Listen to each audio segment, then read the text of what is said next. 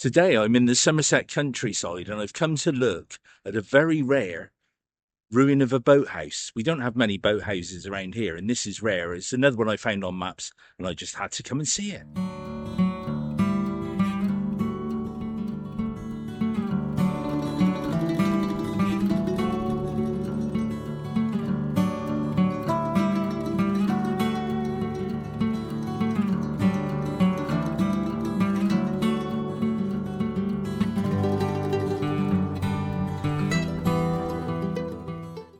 And boathouses in our area, in the Somerset Wiltshire area, are very rare indeed. And this one is a ruin of one. And it portrays a romance of an area in its heyday. And it's just fantastic to come and see it. And I'd like to share that with you and see what you all think. And as I said, boathouses are quite rare in our area, but the origins of a boathouse don't just go for a club where everybody drinks and races boats. They actually go back to Japanese times. Incredible. To BC times where they had shacks by the side of rivers. And we did here just the same. And when the landed gentry got hold of big patches of land and had lakes dug, they had these houses built. They were lived in sometimes by water keepers, and sometimes they were just a romantic liaison place or whatever, or somewhere to have afternoon tea. But they're truly a phenomenal thing. And this ruin that I'm going to take you to see is a rare thing. And I carry on across this field, and then I'll put on the what 3 words location when I get there too, so you all know if you want to have a look at it. And my interest in history is very broad. It's not just one particular thing. So I go and look at these places. I normally find them on a map and then off we go. And the excitement is just phenomenal sometimes. You would not believe how excited an old 66-year-old man gets.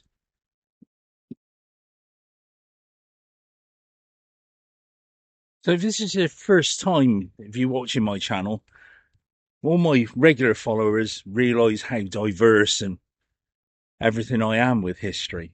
You will find this an amazing experience. I always go to places that people really don't know a lot about, and I think that's the joy of it. It spreads the word amongst fellow history geeks and walkers about what you can find in areas that you never thought existed. So truly incredible. Set up on the hill there is Marston Bigot Church and then Marston House, you can just see there in the distance. Fabulous place. But where I need to look across the field is just over there. And I'll put an arrow, I think, where it is. And there's a ruin there of a spectacular boathouse by a lake which is no longer used.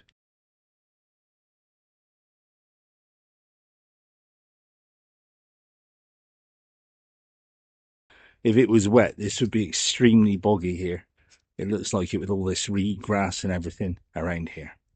Just lovely again to be out in the countryside this afternoon and enjoying the weather and looking at something new. You don't really get much better history than this. We get our first glimpse of the lake through the overgrown bushes here, and it is quite a big lake and you don't realise it until you get up close to it. I'll put on the maps to show you how I actually found this location in the first place, which was on side by side. This is the OS Leisure map, and you can see on there there's nothing at all. Then I looked at the 1888 map and there we are. You can see it on there, Boathouse. Amazing. So when most of us use the word boathouse, we think of a pub these days, or going to go to the boathouse and have a drink. But it is a spectacular thing that man decided to build huts by the side of rivers in Chinese times. And then by the time the 1800s came, there were these magnificent structures, which now, most of them are gone. So this is a rare, rare thing, especially in the Wiltshire and Somerset area, that has not been restored. Brilliant. We can see the big lake here behind the trees, which was dug in the 1800s. And then just to one side of it here, trying not to fall over, all the ducks flying away in the distance there, we can see this spectacular boathouse ruin. Truly a phenomenal thing. Let's go inside and have a look.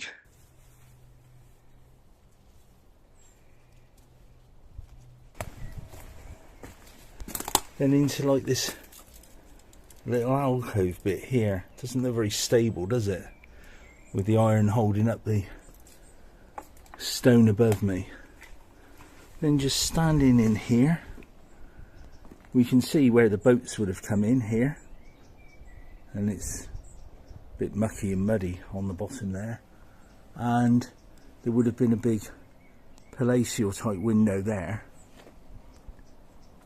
You can see fireplaces, still one with an old iron range in it, and the chimney for those fireplaces there, and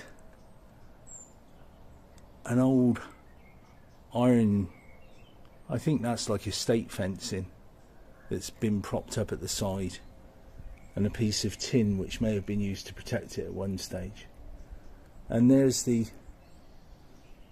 back window, which is like almost a Gothic shaped window. Truly amazing. Absolutely amazing. Stand down in here a minute.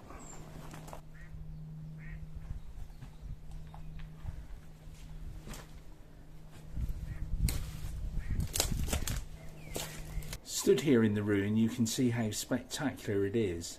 What a magnificent structure, built around 1880s, and truly a wonderful thing to find that hasn't been restored, hasn't been done up, hasn't had all of that work put into it to make it into a faceless exhibit from the past, if you like.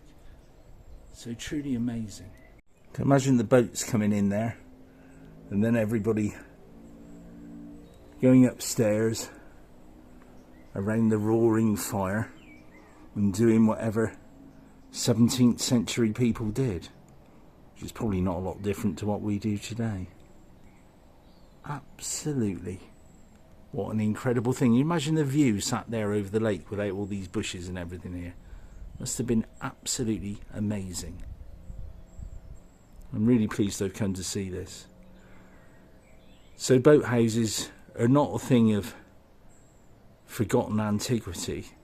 They've been used throughout the centuries, but this one is a true romantic ruin. Look at the boathouse walls, you can see the toggles that they used to tie the boats to. There we are, so that's what they would have tied the boat to. Incredible.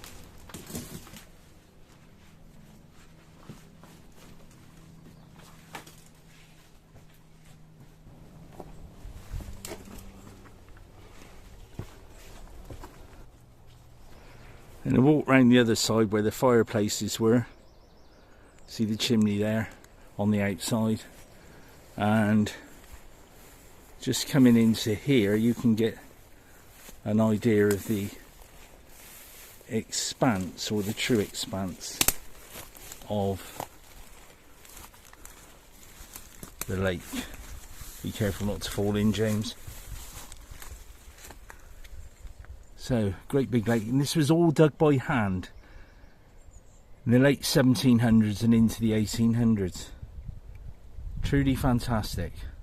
So inside the fantastic boathouse, thank you so much for watching, and until the next time, goodbye.